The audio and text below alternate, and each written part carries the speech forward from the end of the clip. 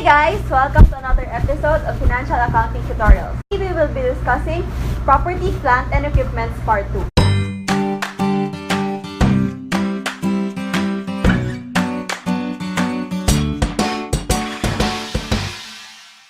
So to start, let's first discuss the subsequent measurement of PPE assets. An entity shall choose either the cost model or the revaluation model as its accounting policy and shall apply the accounting policy to the entire class of PPE. So first, let's define the cost method.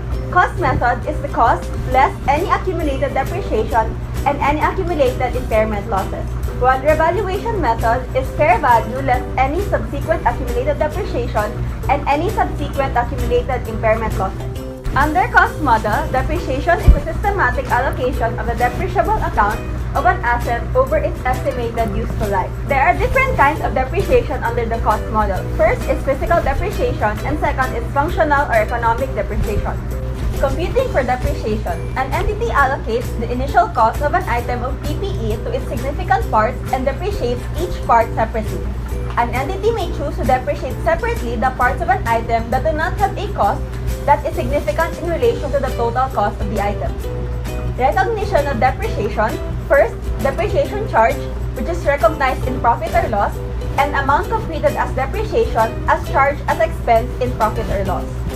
Depreciation periods shall begin when asset is available for use and shall cease when the asset is derecognized or when it is classified as held for sale under PFRS 5, whichever comes earlier.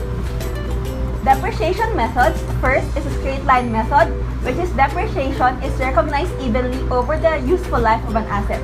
It is computed by dividing depreciable amount over useful life, which will be equal to annual depreciation. Second is accelerated depreciation method, where depreciation charges decrease over the useful life of an asset, meaning depreciation is higher in the earlier years of the asset's useful life and lower in the later years. It is computed using the sum of the years method, which is the quantity of cost minus residual value times SYD rate, and double declining balance method, which is 2 divided by life of the asset times the carrying amount. Next is units of production method. It relates depreciation to estimated production capability of an asset and is expressed in a rate per unit of amount or per hour of output. It is computed through the quantity of cost minus residual value times the quantity of units of output produced divided by estimated total units of output, or the quantity of cost minus residual value times the quantity of hours of input divided by estimated total hours of input. PS16 requires that significant parts of an item of PPE should be depreciated separately. An entity is also not precluded in depreciating significant parts of an item of PPE when it chooses to do so. The following may be depreciated on a group basis. First, tools and other implements. Second, patterns and die. Third, returnable containers. Capitalization policy. Capitalization of items of PPE is normally provided under the policy adopted by an entity. It is disclosed in the notes. For example, an entity may choose to have a policy of capitalizing acquisitions of items of PPE amounting to 5,000 and above. Those items acquired for less than 5,000 are charged immediately as expenses. Composite method is the process of averaging the useful life of a number of property units and appreciating the entire class of assets over a single life. While in group method, a variation of composite method, but under the composite method, the similar assets are grouped and depreciated as one, while under the group method, similar assets are grouped and depreciated as one. Composite group life is equal to total depreciable amount over total annual depreciation. Composite group rate is equal to total annual depreciation over total cost. The retirement method is where the original cost of an asset is retained in the books and charged as expense only when the asset is retired. Any salvage proceeds received on the asset retired is deducted from the expense recognized. Replacement method is where the original cost of the asset is retained in the books. The cost of replacing the asset is charged as expense when the asset is replaced. Any salvage proceeds on the asset replaced is deducted from the expense recognized. Inventory method is where depreciation for the period is computed as a difference between costs at the beginning at the end of the period after the adjustments for the cost of acquisitions and salvage proceeds from the assets retired. These improvements are modifications made by a tenant to a property leased under an operating lease. For example, renovations and remodeling. Changes in depreciation method, useful life, and residual value. A change in depreciation method, useful life, and residual value is a change in accounting estimate accounted for prospectively. Accounting procedures when accounting for changes in accounting estimates are embodied in two steps. Number 1, determine the carrying amount of the asset at the beginning of the period of change. And second is depreciate the computed carrying amount in step 1, taking into account the changes in depreciation method, useful life, or residual value. Idle, temporarily taken out of use and abandoned property. Depreciation normally ceases when the asset is derecognized. Therefore, assets that are idle, retired from active use, temporarily taken out of use, or abandoned and should still be depreciated until the end of their useful life. Abandoned assets are defined from PRS 5 that are assets to be used at the end of their economic life and assets that are to be closed rather than sold. Circumstances where depreciation may cease: first, the asset is disposed through sale or permanent retirement. Second, the asset is classified as held for sale under PFRS 5. Third, the asset is fully depreciated. Lastly, the asset is not used in production during the period and depreciation methods is based on actual use. Fully depreciated assets. It is when an asset is said to be fully depreciated when its carrying amount is 0 or equal to its residual value. If there are subsequent decreases in the residual value of a fully depreciated asset, such decreases are recognized as an additional depreciation expense. Internal controls for PPE. First, the assets of an entity are listed in an asset listing. It is kept separately from the accounting records. Second, it indicates the description, date of acquisition, requisitioning department, and the TAN number of the assets. Third, it is normally maintained by a property custodian. Fourth, its purpose is to facilitate the detection of any missing or unusable assets in the yearly asset count. Lastly, in conjunction with the asset listing, an internal control procedure called asset tagging is also used. The newly acquired assets are assigned by code, normally a sticker indicating the date of acquisition and etc. Cost subsequent to initial recognition. Capacity is the ability of an item of PPE to function as intended by the management, and efficiency is the ability of an item of PPE to produce economic benefits at the least cost and least time. Costs incurred subsequent to the initial recognition may or may not be capitalized depending on whether the subsequent cost qualifies for recognition as an asset or not. Costs incurred to maintain or bring back an item of PPE to its original capacity or efficiency is recognized as expense. Capital expenditure. It is probable that future economic benefits will flow to the entity. And second, the cost can be measured reliably, should be capitalized as an asset. Revenue expenditure.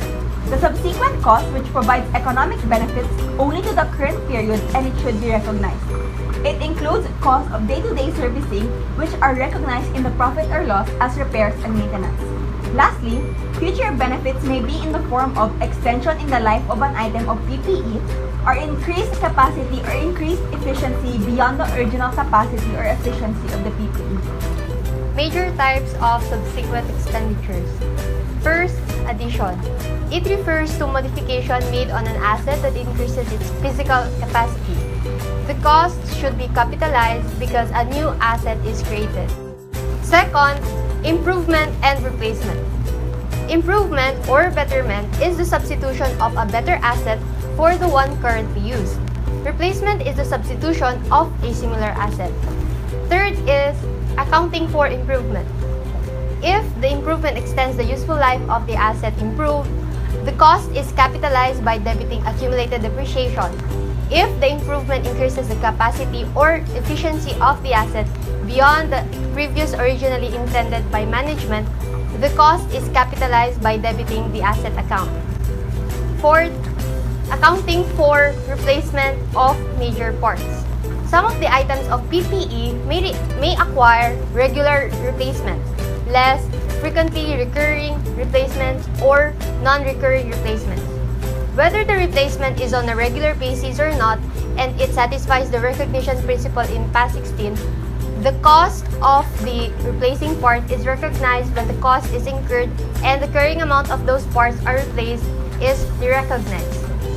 If the entity recognizes in the carrying amount of an item of PPP the cost of a replacement, then it derecognizes the carrying amount of the replaced part regardless of whether the replaced part had been depreciated separately or not. Replacement may be accounted for in one of the following. First, carrying amount of replaced part is determinable. If it is practicable for an entity to determine the carrying amount of the replaced part, such amount is derecognized and the cost of the replacement is capitalized. Second is, carrying amount of replaced part is interminable.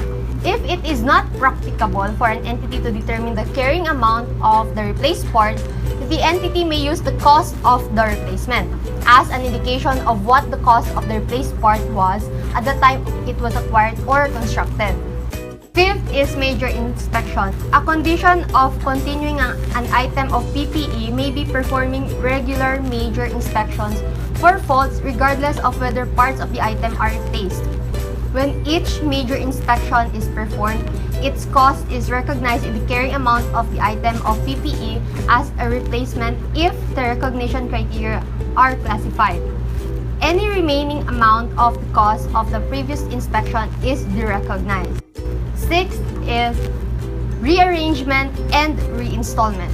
Under rearrangement and reinstallation, costs are incurred in rearranging the layout of machinery in a factory in order to promote efficiency. The recognition of costs in the carrying amount of an item of PPE ceases when the item is in the location and condition necessary for it to be capable operating in the manner intended by the management. Rearrangement and reinstallation costs are charged to expense. When the rearrangement or reinstallation clearly satisfies the asset's recognition criteria, the rearrangement and reinstallation cost may be capitalized as an asset. Seventh is repairs. Repairs made to maintain assets in operating condition are charged to expense in the period such costs are incurred. A repair is distinguished from an improvement or replacement if the expenditure benefits more than 1 year or one operating cycle, whichever is longer. If a major repair occurs, several periods will benefit. An entity should handle the cost as an addition, improvement, or replacement. It should also be noted that recognizing a liability for future overhaul or future major repair is normally prohibited due to lack of present obligation. So, it needs a legal or constructive obligation to make future overhaul or major repair. So that's it. Thanks for watching, and if you like this video, give it a thumbs up and don't forget to subscribe.